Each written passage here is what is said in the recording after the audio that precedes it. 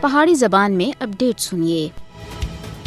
مقبوضہ جموں کشمیر پیشانہ بھارتی فوجی قبضے دی زد دے وچ ہے اور اس ناجائز قبضے دے خاتمے دے واسطے فوری طور دے اُتے عالمی توجہ دی ضرورت ہے۔ کشمیری عوام اپنے حق خود ارادیت دے واسطے اٹھ کھڑے ہیں اور او غاصب بھارت تے خلاف تاریخ دی لازوال جدوجہد کر رہے ہیں، جس وچ لکھاں انسانی جاناں دی قربانیاں دتیاں جا چکیاں اور اج بھی قربانیاں دا یہ نہ ختم ہونے والا سلسلہ جاری ہے۔ کشمیر دے رہنے والے پوری دنیا دی مہذب اور انصاف پسند عوام دی حمایت دے حقدار ہیں، کیونکہ کشمیری عوام دی آزادی دی حمایت وچ اٹھنے والی ہر ایک آواز بااثر ثابت ہو سکتی ہے۔ مظلوم کشمیری عوام دی حمایت دراصل انسانیت دی حمایت ہے، کیونکہ بھارت سن نہ صرف کشمیری عوام کو انہاں دی مرضی اور خواہشات کے خلاف غلام بنا رکھیا ہوا بلکہ وہ اپنے غیر قانونی اور غاصبانہ قبضے کو مضبوط کرنے دے واسطے مقبوضہ جموں کشمیر وچ نت نویں اقدامات کر رہا ہے، جنہاں وچ مسلم اکثریت کو اقلیت وچ بٹانا سر فہرست ہے۔ 5 اگست 2019 وچ مقبوضہ جموں کشمیر دی خصوصی حیثیت کی منسوخی دے بعد 42 لاکھ غیر ریاستی باشنداں کو ڈومیسائل دیتے گئے ہیں، جبکہ حد بندی دے نام دے اتے وادی کشمیر دے مقابلے وچ جموں دے واسطے اسمبلی سیٹاں وچ بادابی ناجائز قبضے کو مضبوط کرنے دی ناکام کوشش ہے۔ کشمیری ملازمین دی بے بنیاد اور جھوٹے الزامات کے تحت مسلسل برطرفی اور پھر بھارتیوں کو ادھر بڑے اور اہم عہدوں دے اتے تعینات کرنا بھی ایک ناپاک سازش اور ہتھکنڈا ہے۔ ان تمام کاروائیاں دا مقصد کشمیری عوام کو